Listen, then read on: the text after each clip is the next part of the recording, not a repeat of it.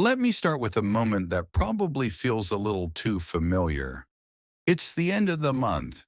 You've worked all week, maybe all month without a break. You're tired in that deep bone-level way.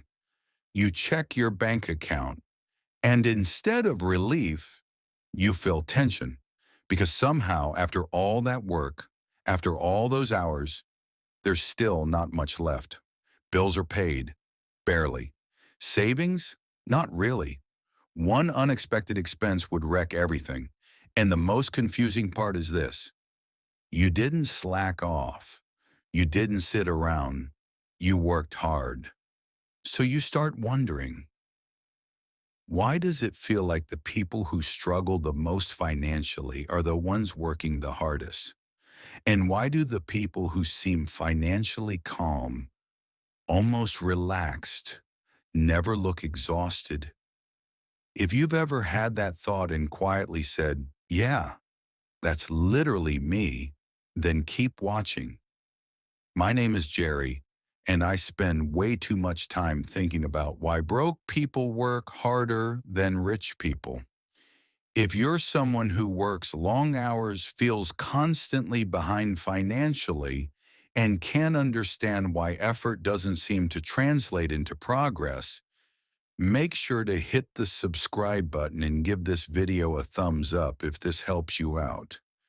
Here's the thing, this video is not about laziness, and it's definitely not about blaming people who are struggling. In fact, broke people often work harder than anyone else. The real problem is something much deeper and much more uncomfortable. Thy were all taught early. Most of us were raised on the same idea. If you work hard, you'll be rewarded. Show up early, stay late, do what you are told, be responsible, and eventually money will follow. That belief sounds reasonable. It feels fair. But here's what most people don't realize. That belief stops being true at a certain point, and no one tells you when it stops working. Hard work has a ceiling. Let's talk numbers. According to the U.S. Bureau of Labor Statistics, the average full-time worker earns around $59,000 per year. Now let's simplify the math. Say you earn $25 per hour, you work 40 hours per week, 50 weeks per year. That's 2,000 hours times $25 equals $50,000 per year before taxes. Now let's say you work harder. You add overtime, extra shifts, side gigs. You manage to work 60 hours per week instead. That's 3,000 hours times $25 equals $75,000 per year. You just gave up.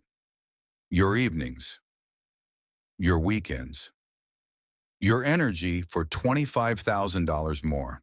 That's not leverage, that's exhaustion. And here's the key point. There are only so many hours you can sell. Your income is capped by your body. Why broke people are always busy. This explains something you probably noticed. Broke people are rarely idle. They're always rushing, multitasking, grinding, stressed, but still one emergency away from disaster. That's because when your income depends entirely on time, you can never slow down. Time off doesn't feel like rest, it feels dangerous, and your nervous system knows it. Now you might be thinking, okay, but rich people work hard too. Yes, they do. But here's the difference. They are not paid for time. They are paid for decisions, ownership, systems. Leverage effort still exists, but it's disconnected from hours. And this is where it gets really interesting. A simple analogy that explains everything. Imagine two people digging holes. One uses a shovel, the other uses a machine. The person with the shovel works harder, sweats more, gets exhausted, but the person with the machine finishes faster and digs deeper. The difference isn't effort, it's leverage. Money works the same way. Why effort feels so good and so dangerous. Here's something psychological that traps people. Effort feels productive. When you're busy, you feel useful. When you're tired, you feel earned. Thinking, planning, and stepping back don't feel productive, even though they often matter more. So people default to what feels like progress. More hours, more hustle, more activity, because effort gives immediate emotional relief. But activity is not the same as progress. The raise trap. Let's talk about raises. Say you earn $50,000 per year and get a 5% raise. That's $2,500 more per year, about $208 per month before tax. Now subtract higher rent, higher groceries, higher insurance, higher subscriptions. That raise quietly disappears. Here's what most people don't realize. Raises increase income, but they don't change the structure of income. You're still trading time for money, just at a slightly higher rate. Why rich people don't panic about time now. Compare that to someone with assets. They might earn money from investments, businesses, royalties, content, property. They don't panic when they take a day off because income isn't tied to that day. That creates something broke people rarely experience: mental space. Story: same start, different outcome. Let me tell you a short story. Two friends graduate the same year, same school, same city, same job, same salary, $48,000. Friend A focuses on climbing the ladder, works hard, spends what comes in. Friend B also works hard, but quietly, lives below their means, learns about money, builds small assets. 10 years later, friend A earns $80,000 and feels broke. Friend B earns $65,000 from work, but $40,000 from assets. Friend B sleeps better, not because they're smarter, because their effort compounds. The psychology of scarcity. Here's something most people never connect. Financial stress changes how your brain works. Research from Princeton shows that scarcity reduces cognitive bandwidth, equivalent to losing 10 to 13 IQ points. That's massive. So broke people aren't bad with money. They're overloaded. When every decision feels urgent, long-term thinking disappears. Why advice feels insulting. This is why advice like, just invest, start a business, think long-term, feels out of touch.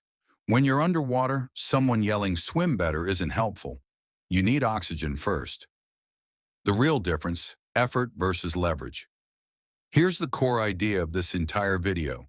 Broke people maximize effort. Rich people maximize leverage. Leverage can be capital, skills that scale, systems, ownership. At first, leverage feels slow, but once it compounds, it changes everything. Actionable steps you can take now. Let's make this practical. Step 1. Stabilize before optimizing. Your first goal isn't wealth, it's stability. Predictable bills, emergency buffer, less panic. Stability creates thinking space. Step 2. Track reality, not estimates. Track every dollar for 1 month. No guessing. Most people find hundreds they didn't realize were leaking. Step 3. Shift 10% of effort. Ask, will does this effort pay me once or repeatedly? Shift just 10% toward repeatable outcomes. Step 4. Learn one scalable skill, not 10. 1. Depth creates leverage. Step 5. Redefine hard work. Hard work isn't exhaustion. Hard work is thinking, designing systems, saying no, delaying gratification. It looks boring, but it works. The surprising truth. Here's what most people don't realize. Rich people don't feel rich because they work less. They feel rich because their effort compounds. Broke people aren't lazy. They're stuck in linear systems, and linear effort will never beat exponential leverage.